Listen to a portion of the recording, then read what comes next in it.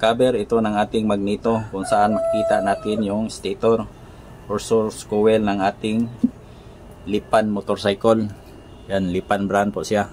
Isa-isahin po natin yung wiring diagram niya or wire connection niya.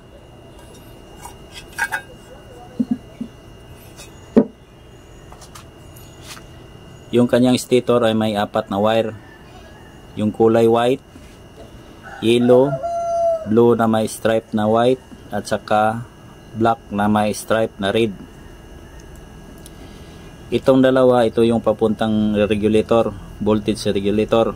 At ito namang dalawa, ito yung papuntang CDI. Itong white, ito yung papuntang charging coil.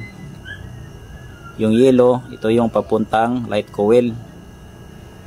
Yung blue na may stripe na white, ito yung papuntang pulser. Ito namang black na may stripe na red, ito yung primary coil or source coil niya, papuntang source coil, primary coil. Yan lang po ang 4 na wire ng ating stator. Lipan motorcycle po siya, ang kanyang brand.